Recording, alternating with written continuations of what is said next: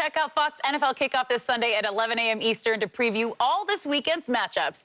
But we're switching gears. Should Kevin Durant's Nets be favored over LeBron's Lakers? We'll get into that with Chris Broussard next. Season Full unveiled the top candidates most likely to win MVP. Kevin Durant received 38% of the votes as he finished in first place, while LeBron didn't even crack the top 5 as he placed 7th. Meanwhile, Brooklyn is predicted to win it all as they receive 79% of the votes, while the Lakers placed 2nd with just 16%. We are now joined by First Thing First co-host Chris Broussard. Chris, do you agree or disagree? I agree. I'll deal with the team title first. And look, I'm assuming, as we all do, I guess, that Brooklyn and the Lakers and everybody else is going to be healthy. Because Brooklyn and the Lakers, we know that 2 of their biggest challenges will be health, staying healthy. So assuming that both teams are healthy, I am going to go with Brooklyn as the favorite. Their big 3 simply fits together much better. There's no question about it. We thought it might be a challenge when they came together, and it was seamless because Kyrie accepted being the 2 guard, and James Harden is a terrific point guard, and he's playing that role for them. Plus, the 3 of them all shoot the basketball really well, which to me makes it a lot easier to fit together when you've got 3 great jump shooters. The Lakers, we know that's going to be a big part of their challenge, the chemistry experiment. I do have the Lakers favored in the West, because especially with Kawhi out, and we don't know if he'll be back in time for this season, there's really no other team out there that can come close to matching their talent. So I do have the Lakers in the West, but I've got Brooklyn over the Lakers. Now, if they get to the finals, it does mean that the Lakers have figured something out and that their big 3 is playing fairly well together. They will have a size advantage, but Brooklyn did add LaMarcus Aldridge. You still got Blake Griffin, and I like adding Paul Millsap, which they did. And Patty Mills is a winner. We all know that. I think he'll be good off the bench. So I like Brooklyn as the favorite for the teams. MVP, I disagree with. We know it is much harder to win an MVP award when you're playing with other superstars. So Kevin Durant's got 2 other superstars on his team. And last year, had James Harden been healthy, he may have been the MVP. Or, people would have held Houston the way he left there against him. But as far as what he was doing on the court, no one was playing better. I think that KD and Harden's playing ability or production will be so close. KD will be the leading scorer. Harden will be close to him. And Harden will average, far more assists, might lead the league in assists. So I think they'll be so close, not to mention Kyrie, that'll, cancel out KD a little bit. LeBron did win it in Miami with the big 3, so it's possible. But I got Luka as my favorite. Because if Dallas has a strong record, if they're, say, 4th in the West, 5th in the West, I'd probably have to be 4th. Then Luka is the only superstar is going to have a big advantage. My top 5 for MVP, Luka, then number 1, and then you can mix these guys up in the order if you want. But I think Steph, if Golden State has a good record, Steph's going to play like he did last year. He's going to be up there. Joel Embiid, Giannis, and KD. Those are my top 5. I think LeBron will have a strong season, but obviously it's going to be 3 20-point scorers on that team. His numbers will probably be down a little bit as they run through AD. So I think that he won't really be a top candidate for the MVP.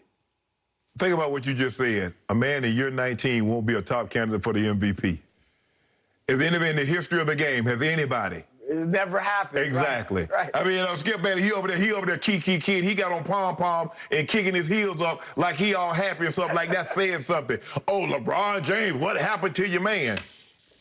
Is he not the best player on the planet? You tell me that every day. Is he?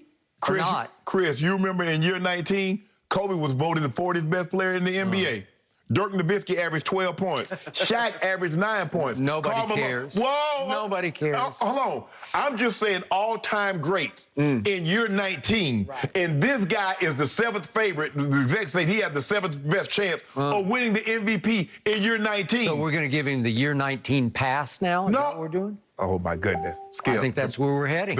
So let me ask you a question. When LeBron was in year 15, where was he? He was favorite. In year 16, LeBron was favorite. Don't do that, Skip. That's all I'm saying. Tom Brady is 44 years old, and I'm out on the limb saying he's going to win the MVP. You said that's what you said. But what did the execs, what did the odds makers say? Who's the favorite? I don't care. Oh, see, okay, well, I don't care. I already put my due where my mouth was. Thank you. Now, back to teams. The Nets should be the favorite, although they only played, what, Chris, 7, 8 games, 9 games together, maybe. 11 total, yeah. Okay, we know that they've played together before. And because their skill set, they can shoot the ball, they can all handle the ball, get to the rim, they're great free throw shooters. They blend, they fit better than the Lakers.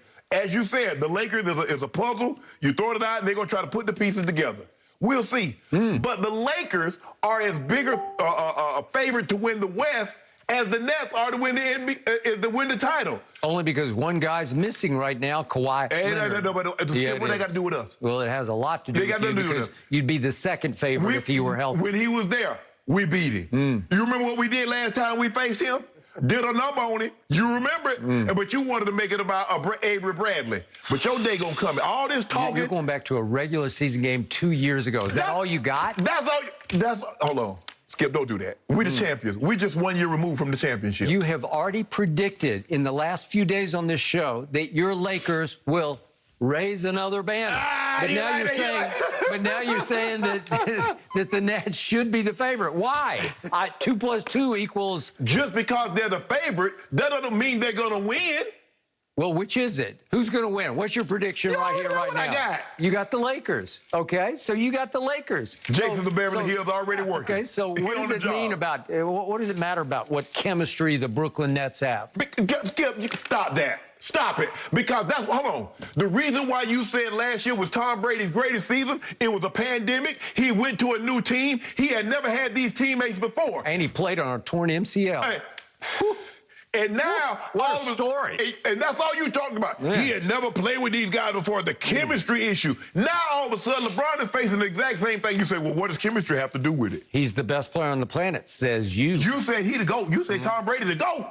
Well, who doesn't say that? I say that. Oh, stop it. Okay, so here's all that's happened in this poll by the ESPN.com experts. Kevin Durant got 45 points worth of respect through the voting. LeBron is at 7 points down, ranked 7th in MVP. Okay. And I agree with what Chris said. It's hard for Kevin Durant to rise above James Harden and Kyrie Irving and win MVP because they're going to maybe get some, especially James is going to cancel some of your votes. Right. But this is about a preseason poll that is screaming at you that Kevin Durant is now runaway best player on the planet, and you will not give that up. But so did Giannis retire, Chris? I'm just saying, when did Giannis? I mean, why won't people give Chris? I need you the basketball guy here. Why won't people give Giannis his credit? Did they not just because he stunk it up in the playoffs again and again and again? He's disappeared. Now? What about now? Okay, because they wouldn't build a wall and they put some 20-year-old on him. Okay, that's Giannis' fault. They let him eat. That's Giannis' fault. Well, it's not his job to design a defense. He's the beneficiary. Yeah, he's the beneficiary when he averaged 30 and 13 throughout the playoffs. What happened when Kevin Durant played him head up? Kevin outplayed. Giannis busted him up. Stop that. Chris. Kevin averaged 35 points a game in those 7 games to 32 for Giannis. 32-13, and then game 7. KD, you're right. KD was great, but I remember in that game, Giannis taking KD in the post, putting a little jump hook on him, and KD going 0 for 6 in the overtime. I remember that, Skip. I remember that, too. This is what they have against Giannis. Kevin Durant gave you a masterpiece. That's it. In that game 7. He was out of his mind. He was 48-9 in that game 7 through regulation, 48-9, and hit one of the great clutch shots you've ever seen in a playoff game. Should have been a walk-off. Chris. He got a toenail on the three-point line. A toenail, and you're telling me he didn't outplay Giannis? Chris, tell me the guy that hit a buzzer-beating shot that didn't win the game that we talked about. There have been a lot of guys that hit shots that sit it. As a matter of fact, Gar Hurd hit one that was sitting in the triple over.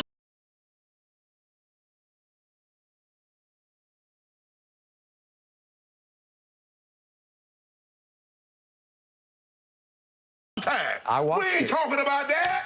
Because why? They didn't win. Had they won the game, we'd be talking about that shot.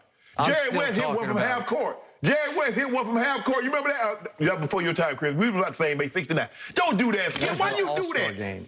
Don't do that. Give Giannis his credit. know- He's not you even the know- closer on his you own know- team. Chris Middleton is. Really?